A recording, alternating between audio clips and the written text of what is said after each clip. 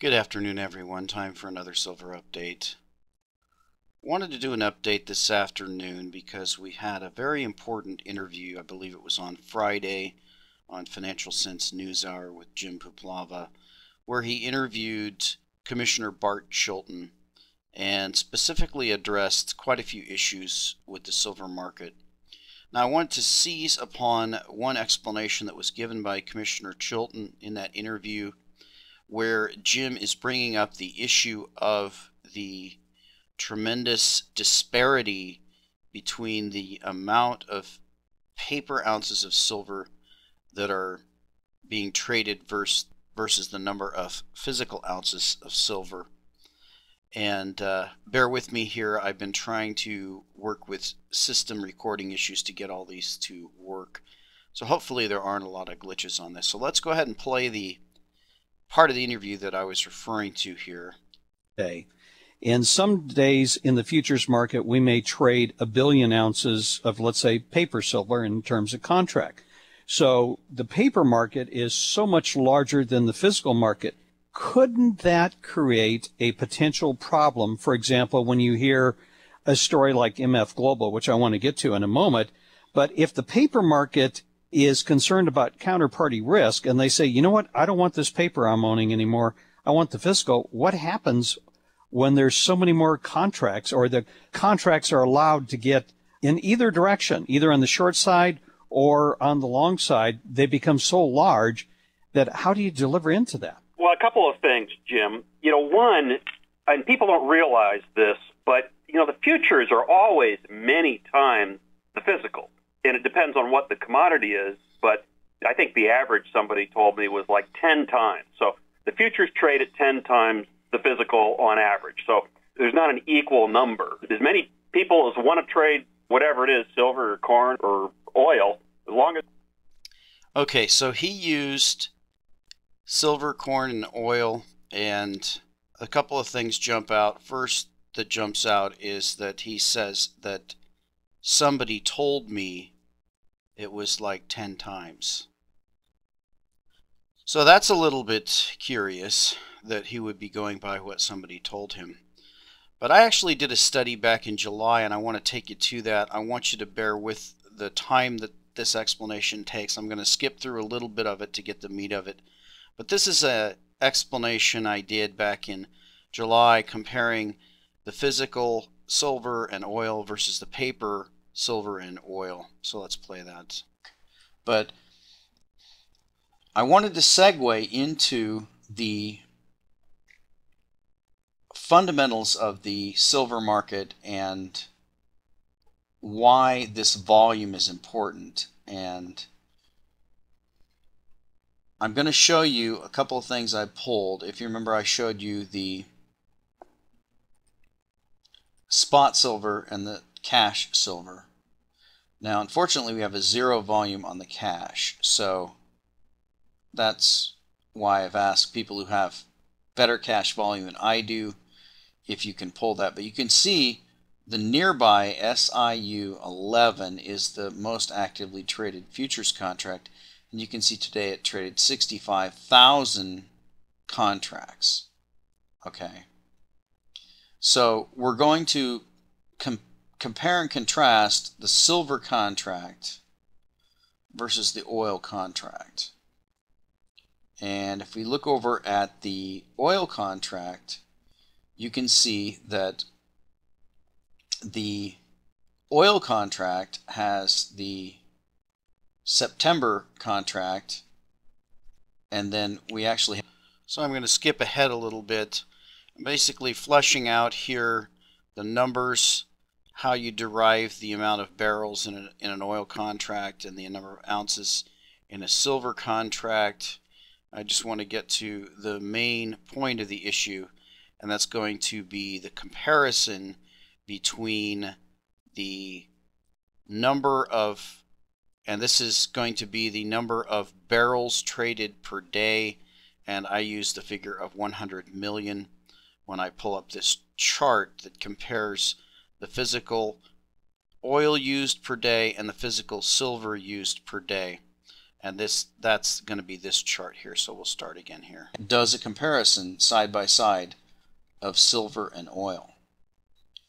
Now, the oil contract, you can see here, is roughly, this is in thousands, so that's 5 million barrels. And you've got 4 million there. So you might have 20 million. I just used the daily. But if we go to this chart, you can see that I put 20 million in as the daily futures volume of barrels of oil that are traded in a day. So the world uses 100 million barrels of oil a day. The oil futures contract trades 20 million barrels of oil a day. That means that the futures is 20% of the daily usage.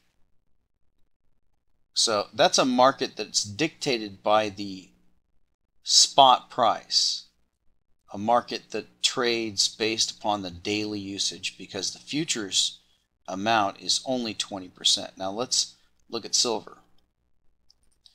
What I did to get the silver numbers is I divided by the yearly mining supply of physical silver, which is roughly 750 million to a billion, give or take, whatever you want. I use 750 million.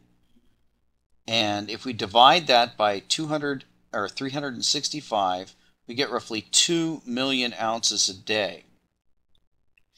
2 million ounces a day is the amount of silver that is used up every day, in whether it's industrial, or the vast majority is industrial, but there's also investment and jewelry demand.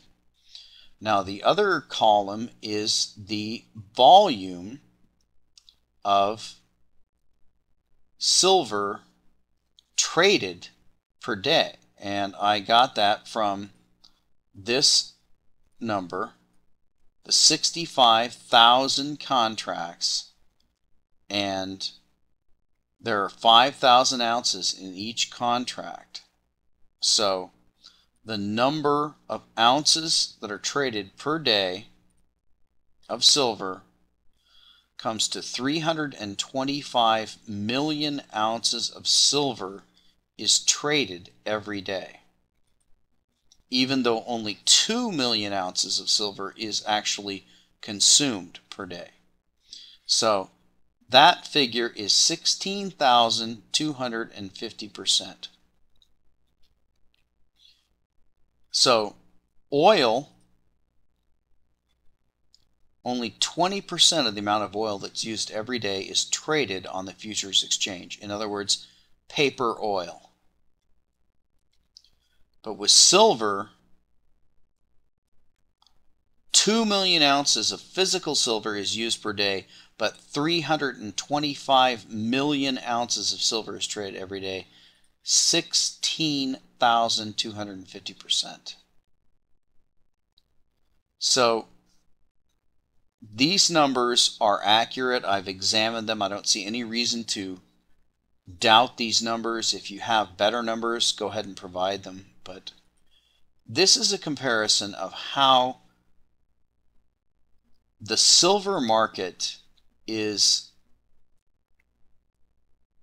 at least 1,000 times, or nearly 800 to 1,000 times more manipulated than the oil market. The silver market is nearly 100% determined by fake silver that does not exist. Okay, so we'll stop there. That's the best analysis I could do on that. Of course, none of the numbers are perfect, but I think if you break down those numbers in any way you can, you're going to find that there's something similar to that. The amount of paper silver, and you have to remember, as FOA had pointed out in the article that I covered on silver that he wrote, that the COMEX only delivers 5% of the physical silver that's used every year. So the numbers could be even worse. You've got 2 million ounces a day being mined, 2 million ounces a day being used, 2 million ounces a day being delivered, I would suppose. But then now the COMEX is only actually delivering 1/20th of that, which comes to 100,000 ounces. So now you're talking about 100,000 physical ounces being taken on a daily basis off the COMEX versus 325 million ounces of paper silver that's being traded daily on the COMEX. Now this doesn't include the SLV. This doesn't include all the other futures markets around the world, the LBMA and the TOCOM.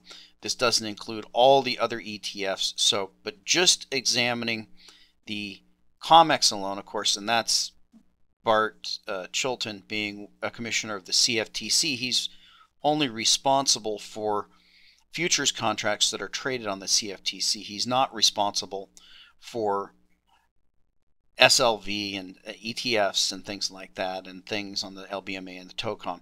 He's only responsible for the CFTC's oversight of the futures. But nevertheless, it is, to say the least, surprising that Bart would talk about 10 times when the number is apparently 162 times for silver and can actually be much, much higher.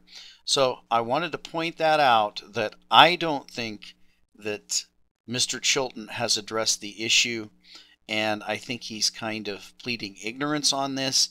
I challenge him and the rest of the commissioners to do a breakdown.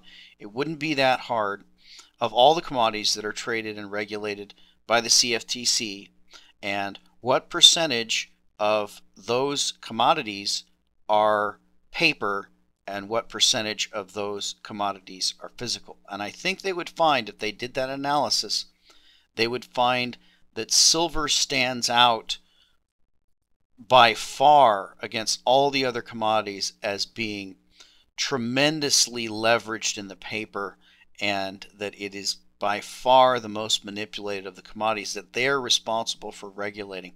And at some point, when the paper position becomes so far outsized to the physical, that yes, that is an issue, and that is something that they should look at. So I would recommend that they redo those numbers and look at something more specific than just somebody telling them that it's 10 times. And we'll talk to you next time.